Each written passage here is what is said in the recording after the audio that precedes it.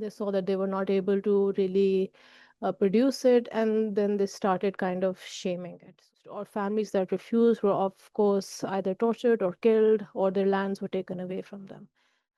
And if you can't really own your past, which is your, your virsa, your heritage, you can't really recognize your present. And if you can't recognize your present, you lose out on your future.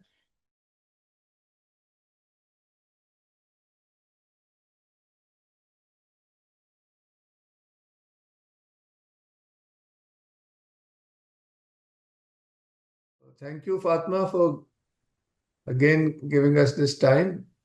For Fatma has a BA in textile design from BNU, Pakistan, an MA fashion from the University of Westminster, and MA in culture and heritage studies from Austria. So it's an honor to have you on board. और इनका जो खास जो ये study कर रही हैं carpets को इस रीजन के उसी में बात हो रही है and today it's the third of a series of three. It's the last of three threads of woven sagas. Three colonialism, the blueprint of destruction, tracing the identity of Indo-Persian Islamic carpets in Lahore. तो अब हम अपने वक्त के करीब आज शायद इसमें we'll end on what the situation is today, I believe.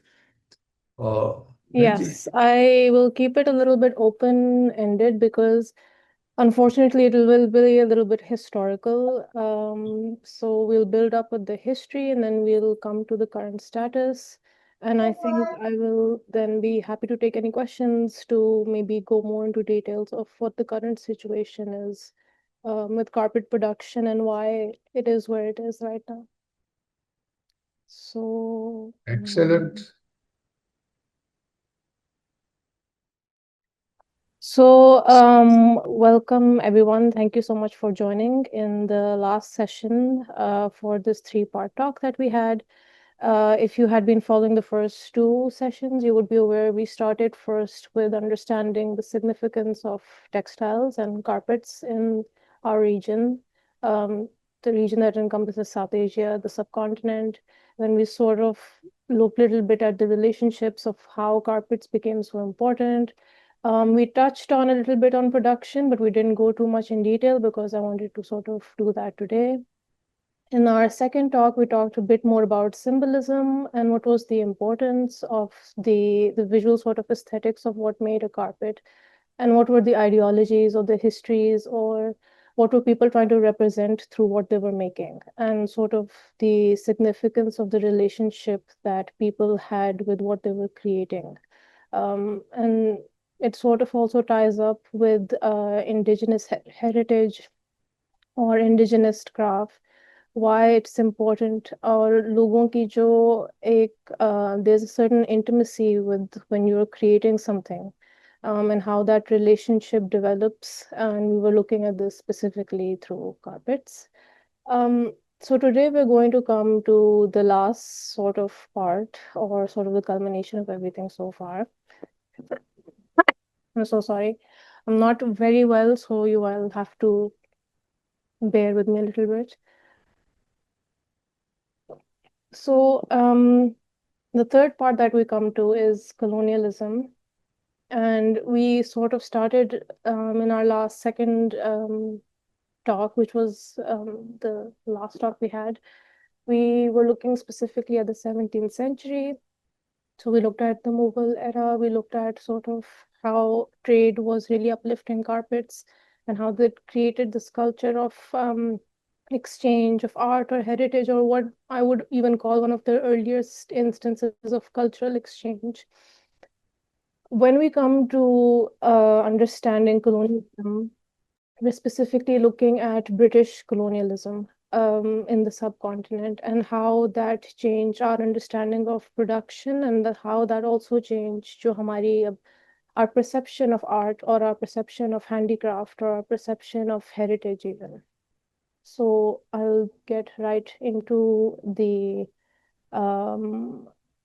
That's sort of the meat of it. And this is a very interesting picture. This is from Srinagar Valley, and you can see sort of it says the East India Carpet Company. And I think it's quite interesting how, there's renaming, which I would ask everybody to sort of just pay a little bit of attention to the kind of pictures that are there and the kind of renaming that is done, or where are these images even coming from, or where are the products now, and who has taken all of these images, or where are these archives that contain this body of imagery, which is of our people, of our regions. But for some reason, we no longer have control over even our historical recordings. So these are just a few things I would ask everybody to kind of keep in mind a little bit. All right, so few of the themes that we will be going into today, industrialization or deindustrialization. I think this is a very significant thing that needs to be cleared out at times. Of हमारी जो understanding है कि industrialization happened in the subcontinent, or did it only happen with the British? How do you deindustrialize a region when we sort of look into the integrity of when the subcontinent was deindustrialized? And there's a certain way to do it. It's not okay, you come in and you just sort of raise factories down to the ground. There's a systematic sort of method in how you ensure that a society or a region loses out in the kind of production it has. And that also obviously affects the arts and the textiles. Then institutionalization of labor. How do you make labor into, labor exists, of course, but how do you institutionalize it and then eventually weaponize it in a way that it becomes destructive and manages to benefit one system over the other? We'll talk a little bit about partition, post-colonial issues, and then finally we'll come to a few of the questions on identity, memory, and heritage. So I wanted to put this image. It's quite interesting. I was looking at this a few weeks ago, and it's from the 𝐓𝐴𝐽𝐻𝐿𝐲 auction house. It's a Swedish auction house. And this is an antique Lahore carpet, which is for auction at the moment, and it's priced between 37 to 42,000 euros. It's not exactly in any of the archival images that exist within Pakistan or within the archives. I was trying to look over this carpet to see if we could find it in a museum. This is from a private auction house. It was acquired by a private auctioneer, then it was sold to Sotheby's, and it was eventually given to Bukowskis. So what's interesting with auction houses as well is that a lot of times there are many things that are not made public. There's a lot of art, there's a lot of textiles, there's a lot of carpets that we do not know of that were made in our region, that were made by our people, but we have no public record of them because they're all now part of private collections. So try to also sort of keep these issues a little bit in the back of your head. Okay, private ownership, public ownership. At what point did this become acceptable, or at what time did this become sort of a term of institutionalizing private and public ownership? For people to be able to take something and then claim an ownership to it, or how do you claim ownership? So a couple of maybe more economic questions we will be looking at, but this is essential to understand the current status of our art or of our textiles, and specifically our carpets. I hope there's no questions so far. I think somebody asked something. Okay, so the golden bird, India for the longest time, or the subcontinent in the region that encompasses the subcontinent, which is India, Pakistan, Bangladesh, Sri Lanka, Nepal, some parts of Afghanistan, certain parts of China, some parts of Myanmar as well. So the subcontinent, it was known, and it has been known in many records as the golden bird. The British gave it this term because they were actually, it was the Portuguese that started calling it this golden pot, and then eventually it became the golden bird. And it's interesting because they were so fascinated by the diversity and the richness of resources that was available in India, and the fact that it was indigenous, and these sources were not something that were being exported, but were, there they were in the land that they were being produced as well. So there are a few things that when we look in regard to textiles specifically, and then eventually in carpets, there are few products that the subcontinent has been known since almost medieval times. And one of them is cotton, and then silk weaving, which was, by the way, had been already established before the Mughals. There's also this misconception people have that when the Mughals came, they sort of introduced weaving within, the region.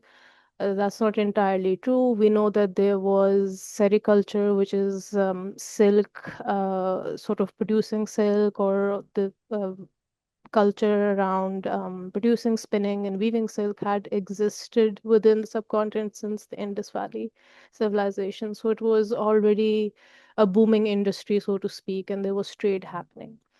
Indians were also not just were they producing the raw materials and weaving the raw material as well, they were also masters at printing and dyeing cotton. We had some of the best kind of dyes that happened. And specifically, if I think about Lahore, for example, was very famous for very rich dye color palettes that were not really found in a lot of other regions. So, for example, this up to people call it this Maharani pink, which is a very bright pink hue, but was very sort of popular and was started as a trend in Lahore. Indigo, Lahore had one of the biggest indigo productions for the longest time.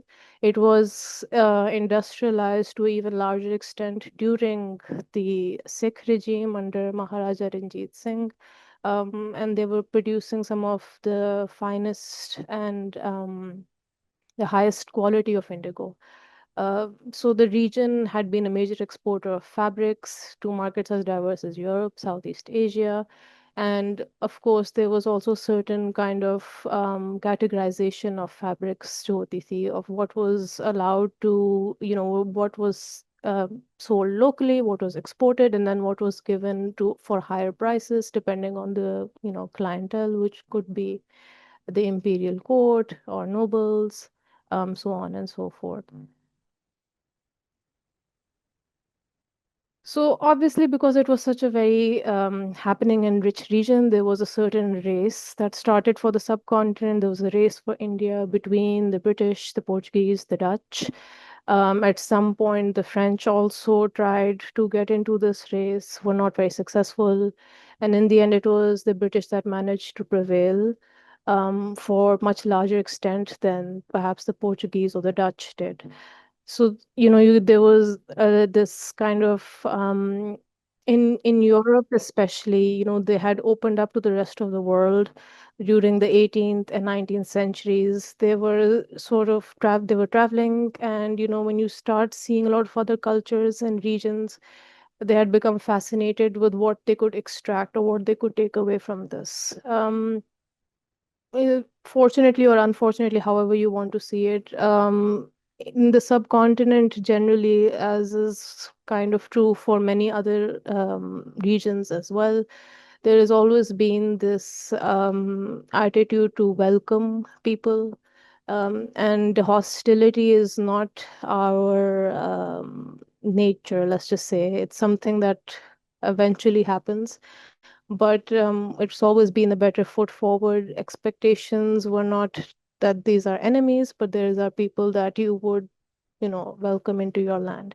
And it's interesting that now our attitude to that has completely changed as well. But I suppose after 200 years of colonialism, that is naturally you would be hesitant to towards anything that's different or alien. Thoda sa, I wanted to go a little bit into understanding production or understanding the existence of industry जो exist कर रही थी within the subcontinent. So we know that karkhanas existed, and karkhana is the word for factory. Our understanding of factory now is very different. So जो भी exist करती हमारी current modes of factories, which are, very sort of assembly line. There is certain roles that are designated for certain functions. So it's very function based factories that we have now. Previously, these are not exactly the sort of karkhanas that existed, and there was no limitation on the size of a karkhana. So you actually had some karkhane or some manufacturing units that existed in villages. You also had some that were there in, major cities. So you had them in both rural and urban areas. And Karkhana was named based on the kind of specialization or whatever was being produced over there. So you had different karkhane for art, for craft, for household materials, for military needs. Imperial karkhane alag hote the, आपके local कारखाने अलग होते. So this was also this distinction. It wasn't just one sort of a factory fit all. And because of this, the cottage industry, as how we understand it now or how we call it, was a very booming sort of industrial practice that existed in the subcontinent for a very long time.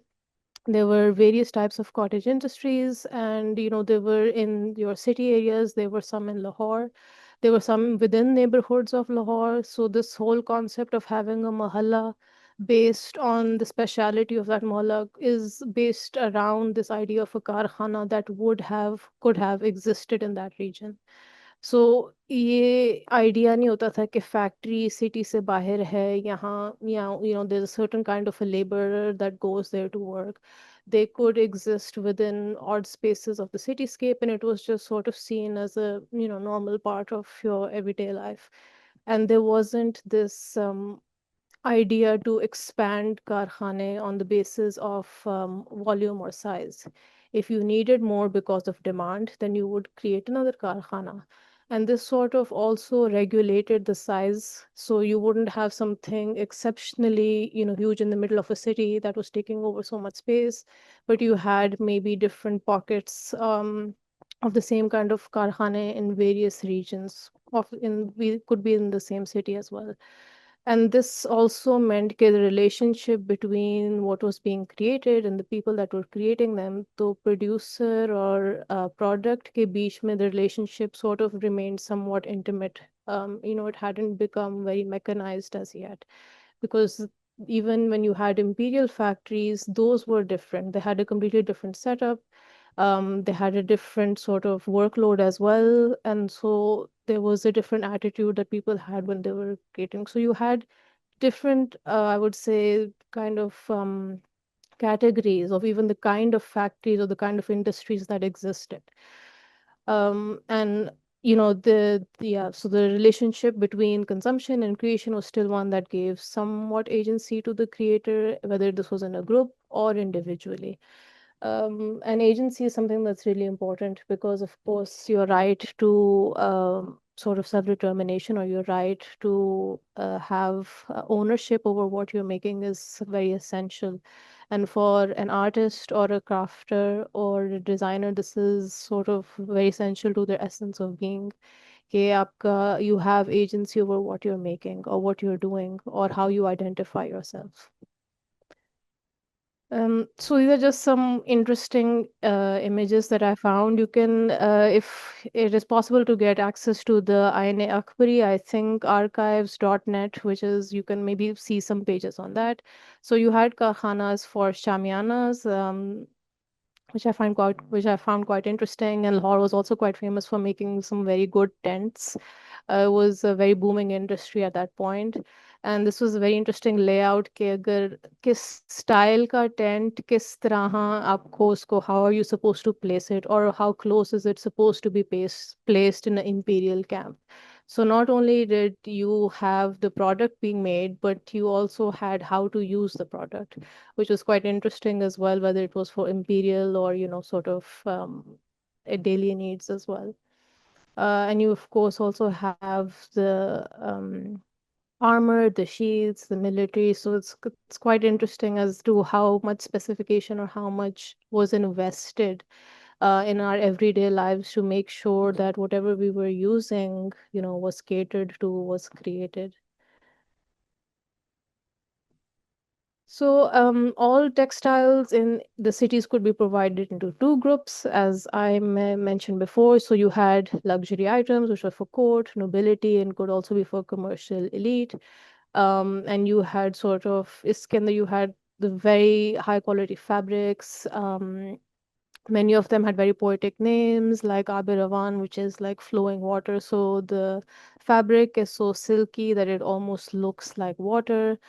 Or you have a Megh Havana, which is like a cloud over dark forest. So you have these different ways to categorize, and it's quite poetic. The second category of textiles that was being produced were for your everyday. और उसके अंदर आपकी आते हैं chintz, which is printed or जिसको हम कलमकारी भी कहते हैं, like hand painted cotton. You have shawls, you have blankets, and these were defined by the British at that time as for the populace or coarse. And then you, of course, had dyeing and dyeing cotton and sort of creating dyes as well. So I want to now come a little bit towards the deindustrialization of India. So industrialization in Europe happened during 1820 to 1840. And one of the major things about, and the second industrialization, which is what we call the technological industrialization period, happened in 1870. One of the biggest aspects of industrialization when it happened in Europe was that they wanted to make the process of textile production easier, faster, cheaper. That was the whole point, that you mass produce textiles to the point you can easily create copies of one thing or one design or one style, and that it is made at a cheaper cost, and then you can, make volumes of it. So volume was the thing that was the most important thing, and of course controlling the cost. In India, when the economic deindustrialization period started because of the activities of the British East India Company, and it started from 1757, and then this went on till 1858. So during this time, there were certain policies which meant that there was a restriction of Indian goods. What the British were trying to do at that time was to produce cheaper goods which were being made in Britain and sell them in Indian market to low cost at very low cost, and to sort of have machine made goods. And what that did, जब आपके पास machine made goods are sort of flooding the market, they're cheaper quality, but they're much more inexpensive to buy. So this is where your textile industry takes a huge hit, because labor ka jo time that they're investing in creating something, that is obviously, they cannot compete with it. There is no way you can compete with something that a machine is making in terms of time, or in terms of, the quality as well was cheaper, but people were happy to buy an influx of goods that were everywhere. And there was a lot more variation because there were so many copies, and it was so easy to get copies of the same thing again and again. Um, and the way that the deindustrialization happened was that they were very smart with British East India Company, that they identified the resources. So they identified silk, they identified cotton and chintz and kalamkari, which is, I'm using cotton, chintz, kalamkari interchangeably, but primarily kalamkari or chintz was banned in Europe because they could not produce it. And so they decided to ban it, and then they decided to tax the Indian exporters, traders, because they themselves could not create it. And because of this, it started to, cause issues, because us waqt, okay, India was sort of catering to itself, the subcontinent, but at some point they completely lost a huge chunk of their export.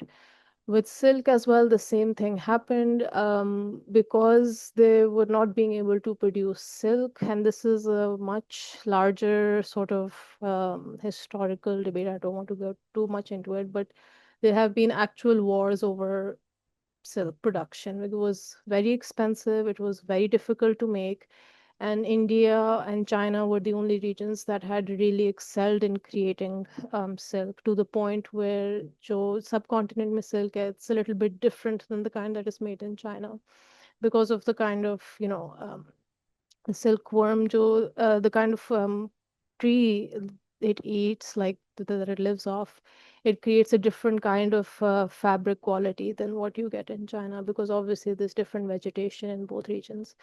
So because of this, there were quite literally wars, and silk was so expensive, it was worth its weight in gold. So 1 kilo of silk would be 1 kilo of gold. It was exactly the same. 1 gram of silk is 1 gram of gold. Abhi tak pure silk is still quite expensive. Not perhaps the mix that you kind of get in a market. So the sources that had been identified in terms of natural resources were silk, was cotton, was indigo. Indigo also is probably one of the most valuable dyes that existed within the subcontinent. उस वक्त extracting the color blue was all, and it was also a very sort of guarded secret that a few families who had been sort of cultivating indigo for many centuries, only they were the ones that were doing it. And what happened during the 15 and 1600s, because when Europe sort of discovered this indigo dye, they saw that they were not able to really produce it, and then they started kind of shaming it. So it was called the devil's dye, and it was there was a lot of sort of um, campaigning that was done in Europe at that time, where they used to say that indigo was this very problematic color, and it came from these heathens or savages, which is, the fallback. And then when the British East India Company came, and when the British Raj was there at that time, they decided to turn, because indigo was such an expensive color, and it was used not just in carpets but also in all other textiles. They decided to force a lot of farmers to grow indigo. And anybody who refused, or families that refused, were of course either tortured or killed, or their lands were taken away from them. So this is why it's important to understand that the resources that they could extract or that they could take, they identified those very quickly. Um, and that sort of helped them understand how to make it. Another resource that they identified were luxury products, and this was carpets and shawls. So this is a pashmina carpet, which is very rare. It is quite expensive, and this one specifically, because of the stylization, you can tell that it's made in Kashmir. Or it is a Kashmiri style that was made in Lahore. Right now, it exists in the Metropolitan Museum of Art. And what's interesting is that they never really put exact labels on, who made it or which region it came from. It's always KG found. ये भी नहीं, they don't even specify in a lot of museums or in a lot of auction houses that how was the product procured, how was it bought, who bought it, was there a process, was there due diligence, was there some kind of purchase, is there some, can you trace the trail of how a museum acquired a certain product from a different region? Like, what is a pashmina carpet from 1700s doing in the Metropolitan Museum of Art in the US? So when you start putting this trail together, it really helps you sort of understand as to the issues that we've had, or how deeply this colonial project really goes to. Because it's not something that just happened, like 200 years ago, and TK colonialism happened, the British did this to us, and then they left. It's not as simple as that. You have uprooted people's existence, industries have been changed. In fact, entire landscapes are also at times changed. Products are taken, people, or job, what you create helps you understand who you are or where you come from. But when you don't have those things that help you identify where you came from, or what you were, or what sort of people were in your region, it causes a huge gap in, there's a huge historical gap that happens. So there's a certain loss of, we call this like a, shared memory. So you've kind of lost out on a certain shared memory that was at one point shared by a lot of, certain people of a certain region. And due to this sort of colonialism, especially this British colonialism is a very extreme form of weaponized colonialism. You lose a lot of your own understanding of who you are or where you come from, because you don't have that connection anymore. You don't have the things that helped you understand who you were. You don't have the same landscape that allowed for certain things to exist. आपके, it's like everything that existed has sort of been taken away from you, or your understanding of that existence has changed completely, which is why it's very important for us to now understand what is, the significance of these artifacts or of these textiles or of this sort of art, or, the way our industry has changed or what our current industry is like. Um, and one of the ways that I saw, which is quite interesting, that, when you have to break down a society, you take away, their things, but how do you really change their attitudes? And the first way is to start creating classifications. And this is something that colonial and imperial projects are always very good at, is to create records of, sort of classifying people, of classifying things, of classifying a region. It's sort of what we've heard this divide and rule concept, but this is quite literally हमारी जो understanding classes की भी आती है कि there's a lot of classism that still exists in Pakistan and India, in the subcontinent, and our understanding of classism, or this ability or need we have to categorize people or to categorize things, it comes from this colonial impact we've had, where people were, categorized according to where they came from. There was martial races, there was, tribal races. And when you start putting people in these pockets, you start designating certain attributes to them. You start designating them based on, the kind of work they're doing or where they're coming from. And there's an example of this, which is the People of India. It's an ethnographic chronicle, if anybody is interested to read in it, in which they have a lot of very problematic detail about the kind of people that exist. And there's a lot of details which are quite odd, such as, measuring people's wrists or the length of their calves and comparing it with, like the Aryan or the white race.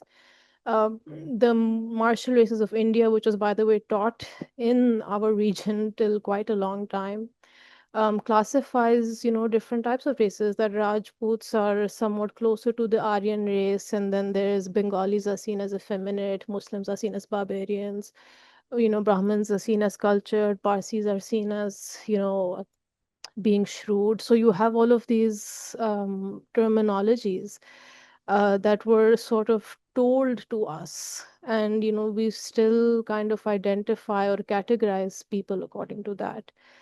And the reason why these categories can become quite where they get more and more, I would say, sinister as well, is where you start putting people's status according to the kind of work they do. And this affected, of course, the labor class the most. So, इसमें आपके, these are just some sort of visual examples. This is from the Watson catalog, which is in the Lahore Museum. I think you can access it if you're in Lahore. And if I think there's half the volumes are in Lahore, the other half are, I think, in Chennai. And they're very specific categories in how you identify people. So, there's a weaver, they're Hindu, they're in Delhi, that's it. There is this odd obsession with labeling in an entire group, regardless of their nuances, regardless of, sort of their beliefs of who they are or what they come from, you just put them in these three categories and that's it. Of course, the categorization gets much more problematic जब आपके laws आ जाते हैं. So there were certain categories, as we talked about, of the kind of people and the kind of work they did. And these were, so you put them in different and sort of sections. So you had laborers, you had farmers, you had specialists, and you had crafts people. So these were sort of considered a lower form of work or a lower category of people to exist. And many of them were also used as a way to punish, was used as a way to discipline. And what that does is, so you had these legal colonial laws that people who belong to these categories, like a laborer, a farmer, a specialist, or a craftsperson, um, also came under the category of whippable, or also came under the category of can be disciplined, and a lot of these punishments were quite problematic. Reason why I'm going a little bit into this is because it will help you understand why we now still see a laborer or a craftsperson in a certain connotation हमारी exist जो करती है, and it's not always good. It's usually derogatory. Where did this actually come from? Whereas, before this, they were not really sort of regarded as lower than or less than as people. But we had been told that, because they're doing heavy intensive labor work, this is the sort of category they belong to. And because they belong to this category, you are allowed to treat them in certain ways. And then this also meant that there was a clear division of the rural and urban, because the rural class was always seen as the laboring class, whereas the urban class was always seen as educated, or those who could afford a certain kind of education, which meant that many of them were aspiring to be accountants or in management or sort of work in these roles. Whereas, and because of this, the craftspeople were now being lumped together with the laborers. और जो आपके yeah, so, and then, you have this idea of brown bodies as labor. This also sort of gets even more problematic when you look at how, a certain correlationship exists between the color of the person who's doing the work and the kind of work they're being given. So a lot of these, the idea that cheap labor belongs to those people who are of a darker tone is still an ideology, a racist ideology that is used even now in certain parts of our regions, in certain parts of our countries, where, they're seen as that's the labor class, that's what they look like, and that's the kind of work they do, and that's the kind of work they've always done. It's just a certain category that nobody even thinks to question because it's existed in our region, and we're just so okay with um, accepting that this is meant for them, or this is the kind of work they're supposed to do. And did this exist before colonization? Maybe, but did it exist in as such a strict way? I don't think so, because this is, a way to constantly remind people that, you need to separate yourself from the ones that are like this, or from the ones that do this sort of work. Um, I'm going to skip a little bit ahead. I don't want to go too much into the sort of terminology that we use. But I did want to bring it up just in passing, because we still hear a lot of this terminology being used to refer to certain people, especially craftspeople or people who do labor intensive work. And a lot of these slurs can also mean, it's a caste based slur, it's a work based slur, it's a race based slur. Many of them actually don't um, originally mean what we now think they do. So Pendu is one of the biggest one that we hear. It's a very derogatory, well, it's used as a derogatory term, but it simply just means somebody who's from a pind. And you have similar such words which are used to kind of refer to certain people, and ye abhi tak exist karta hai. This is still something that we use. These are still terminologies that are used in our cities and our societies. Is something that is still used in our and our heritage in our workplaces as well, especially people who do certain kind of work. We give them a certain kind of terminology. um I do want to go a little bit into labor and land revenue system, because ठीक है, you as from the British colonial point of view, you have identified the resources, which are important. You have identified the people and how to sort of categorize them, which can allow for more problems in society. But revenue system is another sort of colonial practice, which means that there's a suppression of certain indigenous labor practices. So there was an outlawing of labor organizations and an indigenous craft, which included carpet weaving, which included shawl weaving, which included any sort of regional arts. It was seen as a waste of time. It was seen as a lower form of art. Handicraft was seen as something that was less superior, because there was this idea okay, of something as functional, it must obviously not be as superior as something that is non-functional. The reason why this classification existed was because ये जो आपकी high or low art, this is how they categorize it. High art is because the idea being that you have to look up at something, and that means that it's paintings and museums, which was a very European British practice. Low art is seen as something that you interact with, or something that interacts with your body.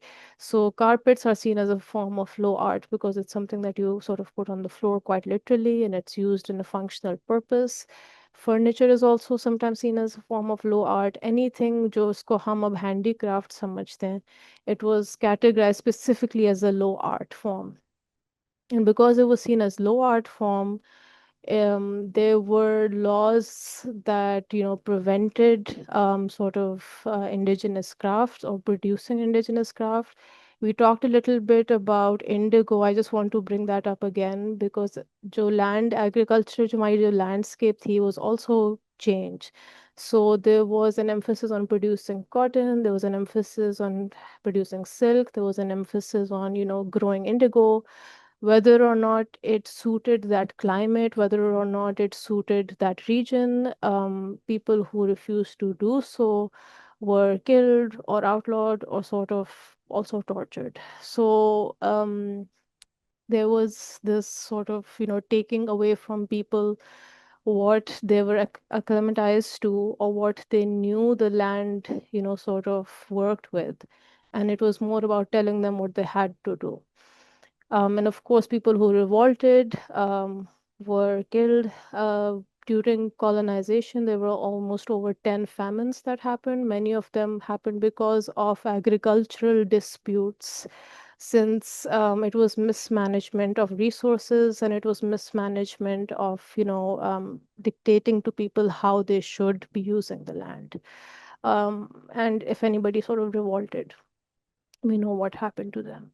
There was also an ideological control behind this. हम लोग labor का सोचते हैं. There was this idea to put into the local workforce this idea that labor and work ethic, that suffering is essential, and that a simple life is a better life. And these are still things that you hear even now. What's interesting is that these are all very reminiscent of conservative Christian values of living in less means, of sort of working or suffering is seen or glorified. There is no such idea of this that exists within our region culturally, and there is no idea that even exists like this in our religion. These are just misinterpretations mixed with conservative, I would say, Victorian values at the time. Um, which brings us to forms of punishment and forms of sort of using resources, or exploiting resources in a way that you can maximize your profits. And the best way that the British managed to do that was with jail carpets. Jail carpets, and this is quite interesting because even if you try to find these through a Google search, you cannot write, Lahore carpets made at this era. If you write the term jail carpets, suddenly everything comes up, and that also makes you think about how we're still categorized to this day, or how our art is still categorized, or how our history is still, categorized. So jail carpets was a form of punishment that was used during the Sikh era. It was just done once or twice, and then it was sort of seen as, not a really good way to sort of the good way to treat prisoners.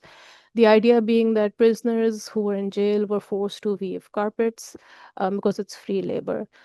So during this time, the what the British managed to do is that they used this as a form of production. So a lot of times people were thrown into jails, especially men, even children, just so that they could have free labor. And a lot of times people were not allowed parole, or they were not allowed to they were not freed, or their kind of bail was denied or postponed, so that they could exploit the free labor.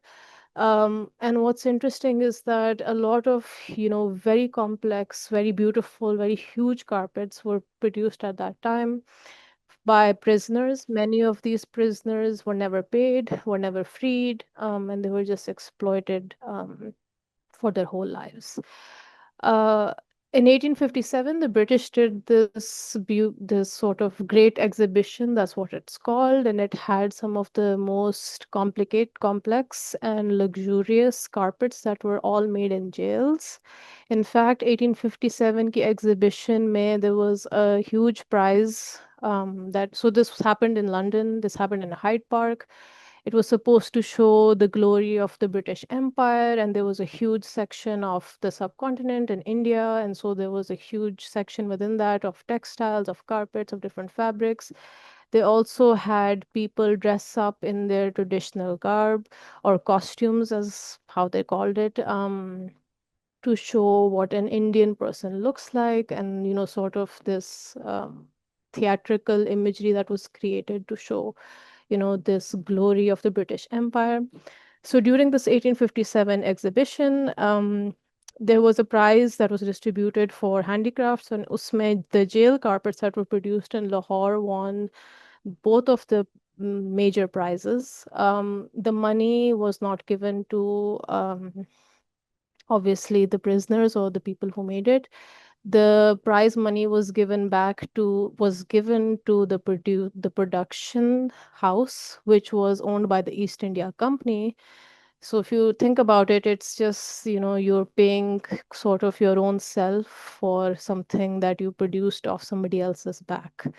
And that sort of brings us eventually to this idea of how much labor is exploited, how much of people were exploited to create a lot of things, and they were not paid for it. They never, but they paid for it through their own physical existence, quite literally.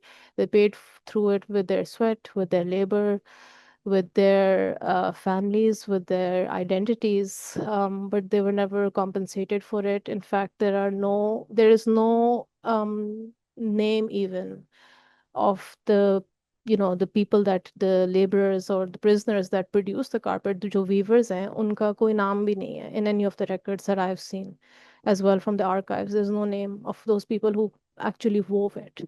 The only name that's there is of the guy who owned the factory, who also happened to be a British person. So it's sort of like a catch-22 if you think about it. It's a little weird.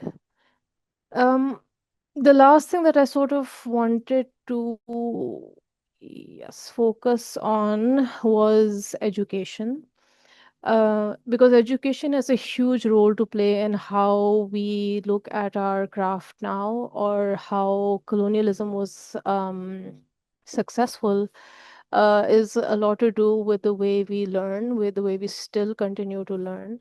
The focus on English education led to the decline of traditional learning institutes. So you had madrasas, which are not like the madrasas that exist now. These were completely different, which means that आपकी जो traditional learning institutes such as gurukuls, madrasas, या आपके temples होते थे, or even if you had sort of karkhanas that had smaller training schools, none of those existed because they were seen as less significant because it was not English medium, and being in speaking in English, or being from English medium school, or understanding English language was seen as much more superior.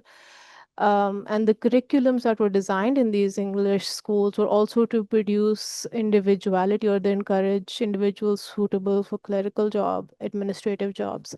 And they also sort of reinforced us waqt jo exist karte the, these philosophies of, this what we now call modern philosophy, or the idea of, sort of giving emphasis to the ego or the self, or to become more about, self-sustaining and self-sustenance, and less about your social needs, or, sort of giving back to society. जब आपकी sense of philosophy, or your education is based in very individualistic kind of ideology, there's no way you can give back to your community. There's no way you can even understand your community, because now your entire aim is to separate yourself from them. And you have entire generations of people, locals, who went to English medium schools, were trained in the British thinking and the British curriculums, or American curriculums even. And there's a huge disconnect they have from their own culture, from their own history, from their own heritage, which means there is a huge disconnect they have from their own identities, essentially. There's a certain shame people have, with their own past. There's a certain shame people sometimes carry with, what they consider to be less advanced, or what they think is primitive. But all of these are things that have been told to them through these very education institutes that tell them that, indigenous knowledge is backward, or not knowing English is considered less than. And these are still ideologies that exist even now in our countries, in our schools, in our education systems. Unfortunately, और अभी तक हम यही सिखा रहे हैं कि जी आपने अपने आप को देखना, and you have to sort of see how closely you align to European values, or sort of rationality, or whatever our understanding of rationality is, based on a philosophy that is quite outdated. And it doesn't serve us, or our community, or our region, or even our own history, to be quite honest. um, so you've had 200 years of exploitation of labor. You've had 200 years of, mismanagement of resources. You've had 200 years of changing an entire landscape, categorizing people, decategorizing people, taking an industry away, breaking an industry down to the point where people no longer want to, even produce something. If you look at jail carpets, for example, जिस तरह के वो carpets produce हो रहे थे, no other competitor could obviously keep up with that. It was just simply not possible. Um, because, how can you compete with somebody who pays their labor nothing, or is getting something made for free? Um, and so I just want to come over here a little bit and talk about, the movements that started in the subcontinent, especially during, well, before the partition. A lot of them were about the idea of self-sustenance. A lot of them were about the idea of becoming, of owning up to, sort of what we make, what we produce. And it was at the root of it based in ownership, or it was based in, sort of taking back your agency. So, जो आपके स्वदेशी movement, for example, that started, or this idea of self-determination, or what Ambedkar sort of preached about, giving equal rights to laborers, men, women, in regardless of their caste or gender. A lot of it was about self-determination, which led to partition. Well, was one of the things that also led to a series of events that led to partition, let's say that.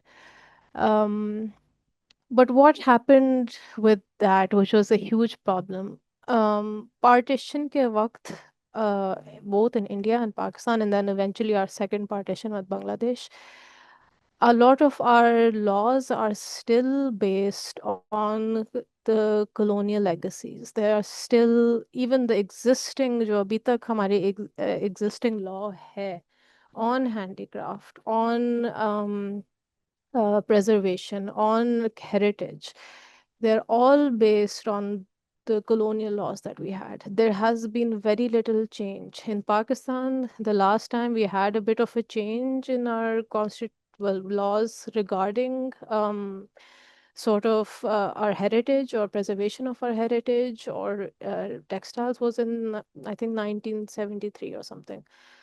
National laws. Uske andar bhi it was based on, it was just some of the wording was changed, and after that there had been. And if you look at the constitutional laws that existed, they were all based on the previous, you know, policies to Ahati, and those policies had been created and orchestrated by the British administration, and they did this because they had to extract certain resources. None of those policies actually make a lot of sense. As someone who has painstakingly and fortunately read through a lot of the policies that exist, हमारी जो cultural policies exist करती हैं heritage की of preservation, of conservation, whether it's textiles or architecture, they're not, they just don't make sense for our region. And we've tried to sort of adapt some modern policies, which, sure, yes, UNESCO has outlined them, or the UN has outlined them, or the US, or, you know, these democratic countries, or what, however you want to sort of categorize it, have outlined certain policies or laws which we have tried to adapt. But how can you know, create a law on top of a law that already doesn't make sense? And this is something that has and is happening in Pakistan. हमारी जो existing law hai, that doesn't fit our needs, and on top of that, we have created another extension to that which also doesn't fit us. So we're in this weird nexus where, you know, nothing really makes sense as to what is happening. जो industrialisation, जो industry या factory अभी exist करती है, जो current system हमारे पास है, it does not work with our climate, it does not work with our people, it does not work with our heritage, doesn't even work with the kind of, you know, material we're producing. It doesn't even work with the kind of needs we have for our people. So it only works for exporting purposes. It only works for yeah, bulk export. Uske liye ideal, these factories are ideal that we have. But does it help us, the people that exist here? It doesn't. And nobody has even tried to change it. And we probably won't, because the people that are making the money that they need to make, they're happy to do so. Capitalism is working for some people, but it's not working for most of us. Unfortunately, उसका as such कुछ किया नहीं हुआ हमने, और अभी तक यही मसला हुआ है. At the time of partition, there was around 55 families in Pakistan uh, that were carpet producers, like proper. They had karkhane, they had factories. At the moment, there's only 3, or if I'm being generous, I'll say there's 5. But if I look into essentially any of them that are creating carpets in the way that they were traditionally done, I think there's maybe 1 or 2. And why is it? इसके अंदर हमारी political issues बहुत है, इसमें हमारे again our legal issues did not put up with it. Political, social instability has been a huge aspect of it. We keep trying so hard to keep up with the rest of the world. We keep trying so hard to keep up with what modernism is asking for us, या जो हमें लगता है is modern, which is unfortunately usually very Euros or, you know, Eurocentric or Americanized version of modernity. We can't catch up with that no matter what we do, because our region was drained of resources. When you have, you know, if you were up at 90% capacity, you are now, by the time of partition, you know, both regions were what, at 25% capacity of the resources. There's no way you can keep up. If you haven't built on everything you've lost, there is no way you can even, you know, sort of go ahead in life. And that is applies largely to our manufacturing units as well. हम tried to keep up with something, lekin we didn't look into whether or not we should keep up with it, whether or not it even benefits us. Um, I'm just going to leave one last sort of thing to put everything into perspective. And it's a lot about understanding where we come from or what our positionality is in this large uh, sort of issues that exist within our region or that exist within being who we are. And if you can't really own your past, which is your virsa, your heritage, you can't really recognize your present. And if you can't recognize your present, you lose out on your future. Now, I use these terms loosely, and I've put in brackets exactly what this means. The present that I'm talking to is akal. And the word I mean, it means intelligence, but it comes from the Arabic root of the word means to bind something. And if you're not bound with your current self or your understanding of your current self, there's no way that आपका आगे future will lead you to anything. Your future being, your in this instance, I would say your safina, like, आप किस तरफ अपने आप को position कर रहे हैं. And this is the problem that Pakistan is facing, or that we are facing even right now in our heritage or in our culture, in our arts, is that we don't know where we are currently because we have no understanding of our past. And we can't really have a very good understanding of our past. And we're sort of trying to brush over it. We're trying to forget about it. We're trying to disown it. We're trying to take some parts of it. Um, so we're in this weird way where we, are confused currently, and the future for that is that we don't know which direction we're going because we don't know who we are at the moment either. And this applies to our, I would say, to our culture even right now. अभी तक हमारे यही issues हैं which we're facing, that we're going through. Um, and I think I will end on that note.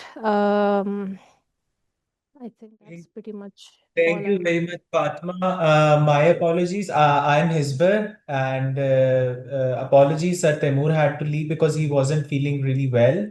Okay, that's fine. So he handed over the session over to me, but it was a wonderful session. There's a question in the chat by Momina Yahya. Can you recommend any books on this topic? Which topic exactly? I feel like we touched. There were so many topics that I'm Yeah, I'm I'm only a little bit. discussion on carpets. I'm sorry, it was a very long session. I know it was a bit heavy. There were a lot of concepts. I don't think we had enough time to cover it, but I tried. Yeah. Um, so exactly, sorry, if you could just clarify which. Momina, you can open up your mic. Assalamu alaikum, Fatma. Walaikum Assalam. It was a wonderful session और बिल्कुल heavy नहीं था. Maybe because I've been reading on South Asian history कुछ वक्त से, so the way you connected all of these things, so it all made sense to me. मैंने ये जो आपसे किताब का पूछा था, किताबों का रिकमेंडेशन का पूछा है, आई डोंट रिमेम्बर एग्जैक्टली किस बात पे बोला था, मगर you can recommend any good books. आपको इस टॉक के अंदर आपने जितनी बातें करी हैं उस पर, या there is any author that you want कि हम उसको पढ़ें, तो you can recommend anything that comes to your mind, या एनी सोर्स जो आपने इस्तेमाल करी हो इसकी प्रिपरेशन के अंदर. There's actually a couple of sources that I used. I have a lot of articles which I can send to you in terms of books. I mean, for history, it's a little bit hard for me to give an exact book, and the reason I'll tell you why is because I don't want to sort of be like, there's this nationalist sort of historical whatever, follow this or follow what this person is saying about history or follow what that person is saying. My suggestion would be I'd be happy to give you maybe a list if you need, because I do look at the history of different like of the subcontinent. I look at certain books, but I also look at a lot of articles, which when I have very bad memory, I can't really give you the names now and as is. A book that I would generally suggest if you're very into the subcontinent is have you read this book called Things Fall Apart? It's about Well, I wouldn't say it's about the subcontinent. It's more relevant into understanding colonization.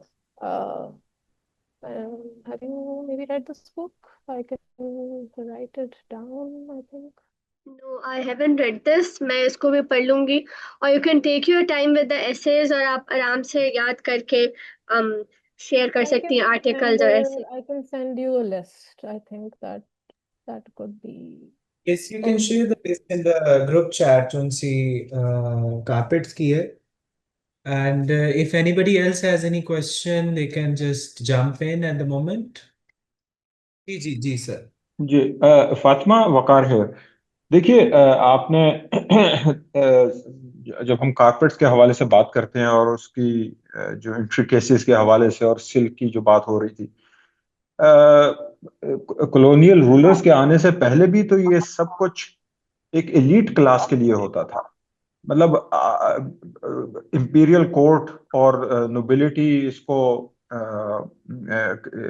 चूंकि उनके clients थे and they could pay big monies. I mean, using the word big money in वो क्या होते हैं inverted commas. तो लोग innovate कर रहे थे, नई नई चीजें बना रहे थे, बेहतर चीजें बना रहे थे. तो ये तो कभी भी आम लोगों का तो कल्चर रहा ही नहीं. दिस कल्चर, और if I were to say it as a culture, ये तो सब उस एलीट तबके के लिए था. तो मैं उसको कैसे अपना हेरिटेज मानूं? स्वाय इसके कि मेरे जैसे लोग शायद उसको बनाते थे, लेकिन वो मैं अपने भाई के लिए तो नहीं बनाता था. मैं तो एक उस आदमी के लिए बनाता था जो उसके लिए जो खुद मेरे ऊपर एक रूलर था और in many cases exploitative ruler था. ओवर टू यू जी. Yeah, thank you for this question. I think this is a very interesting question because there's a few conditions that I would like to also understand with this question that you've asked. When you're talking about the labor class, and what you said is right, that even before we had colonial rulers, we had other forms of administration, or jo zyada complex, ya jo the more expensive or complicated products were perhaps definitely made for people who could afford it. And this was often people who were rich and who could pay for these things. But where did this practice of even creating a carpet come from, right? And I think maybe I talked about this in the first session. I'm not sure if you were there, but a lot of our understanding of creating, patterns or designs, or sort of having even just like a layout of ke carpet ko banane mein kya tarika hai, ke you have a border, you have the middle, you have the symbols, etc. A lot of it is adapted from what we can say is as rural areas, because people within villages, within these regions, used to make things that they were going to use. And a carpet was one of the biggest things that they used to use, because it was easy to carry, because it was easy to sort of, there were a lot of nomadic cultures very common in our region. So you needed to have something of the sort, whether it was a tent, whether it was a carpet. So essentially, this is not something that was only for a certain class of people. This was something that people had been weaving for a very, very long time. And it was based on need. There was a need for a carpet. You had to have a carpet because it was very essential to your everyday function, to your everyday living. What I find even more interesting, and I didn't really go into this in that much detail, is that it was women essentially who used to do the weaving. जब industry को आपने एक mechanise या institutionalise और या if you want to give it sort of a layout, that's when men actually became weavers, but this was by and large done by women, because men were, and these I'm talking about like much more less sort of organized societies at that time, whether it was in rural regions or in urban regions, खवातीन weave करती थी carpets. पहले उन्हीं का ही होता था, because they would be at home, and then it was just something that they used to do. They were much more adept at it. Even right now, technically speaking, it's easier with women weavers. They're much better at doing certain aspects of it. What started happening was that because हमारे region में storytelling का एक बहुत essential component है और रहा हुआ है, and that mixed with religion, that mixed with, you know, a history, that mixed with the society, with, you know, socialization, everything mixed together. People started telling their stories with the things they were making. So the carpets that they were sitting on were signifying their own identities as well. And this happened not just for the, you know, elites or within the cities, but this also happened in rural areas. That's why when we were looking a little bit at geometry, what makes it so interesting is that geometric patterns just ko hum bada basic, or we, you know, we're like, okay, what is there? It's just, you know, boxes or whatever. But there's even a story behind these geometric patterns because of the people that are from that region that have woven it. They know exactly what it means. And if you are a part of that shared culture, you yourself also know what it means. So again, there are certain kind of carpets, yes, that were done for the ruling elite. There were certain advancements that happened, that could happen only because of the, you know, money that was given. But it didn't start from there. It started with people needing a beautiful carpet. And it was regardless of whether or not you were rich. I think we talked about this in the last session as well, ke beauty is something that is such a normal or human response that you want to create the things around you, you want to embellish them, you want to make them beautiful, you want to give it a sense of, you know, austerity or belonging, or you want to sort of give it a sense of, you know, you want to feel good when you make it. And that's a perfectly normal reaction that people had to the things they made. And this was done whether it was in rural areas, whether it was in urban areas, whether it was a silk pashmina carpet, or whether it was a, you know, common jute sort of a rug. People tried their best to make it as beautiful as they could with the resources they had. So I hope that sort of answers your question. Assalamu alaikum. Actually, I don't want to ask anything. I just want to make a comment and maybe a proposition. And that is, you know, it is very rare that when you mentioned how our educational system and other affairs of our lives are still, you know, working around the colonial and the standardization, you know, which have been sort of like coming from the Eurocentric mindset. I think although we do talk a lot about decolonizing, but unfortunately, I've seen that, you know, it is only either the elite academia which talks about decolonizing, and that too because it's hot in the West. So I'm, you know, completely so excited about hearing all these views from you, because I get to hear, I have similar views, and I get to hear that, you know, there's something probably, you know, wrong with me. So I feel that, you know, I think within our own roots, if we're able to maybe make a forum or some sort of a platform where people, you know, who recognize how important this decolonization is, but not from the lens of the West, but from within.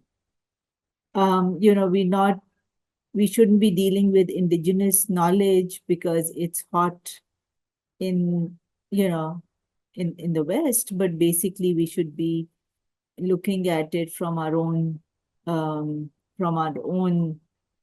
you know, whatever scattered knowledge that we have.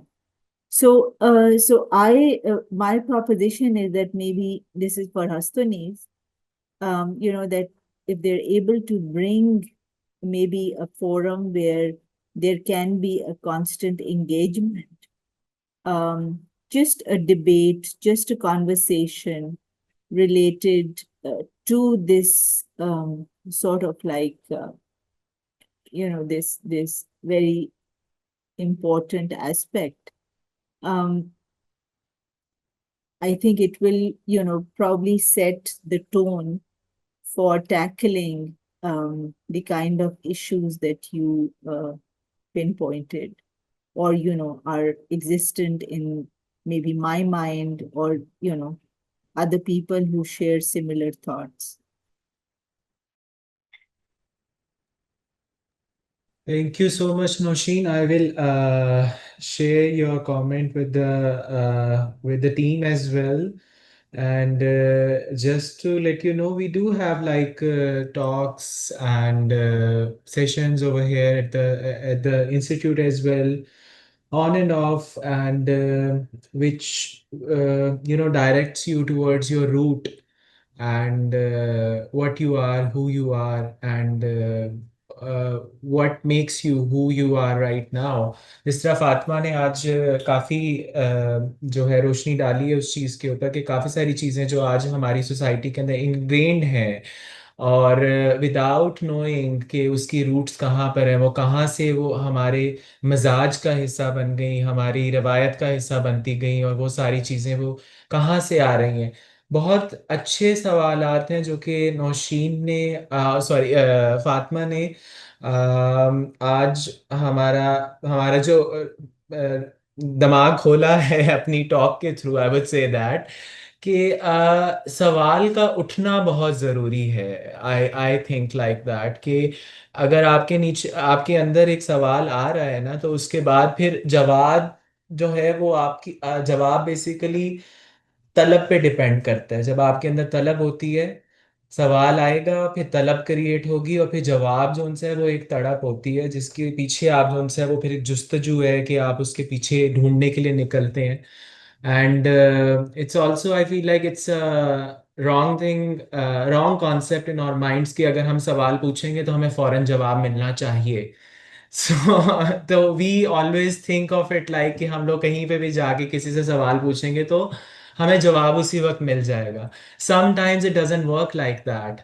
It's you just have to rest with that question in your mind, in your heart, and you really have to contemplate on it, and the answer will eventually reveal itself, and that's how a lot of the things work. And yes, Hastonis has some sittings, open debates, and study circles जिसके अंदर हम लोग काफ़ी सारी चीज़ें discuss करते हैं। If there's any other question which or comment that anybody would like to add, so that's about it. Thank you so much, Fatima. Again, I apologize on Taimoor Saab's behalf. He wasn't feeling really well, so he had to leave midway. And but I was listening your session from the beginning, and I also listened to them. And जो पहले दो sessions थे वो भी बहुत अच्छे थे, और ये भी बहुत अच्छा था. Thank you very much again.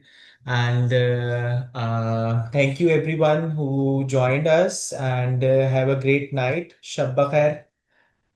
Thank you so much, and I will thank you to Hastonis, of course, for hosting this, and I will send the list of maybe resources, academic and non-academic, that people can look over if they need or if they want to look more into certain topics. Lovely. That will be amazing. Thank you so much, everyone. Allah Hafiz.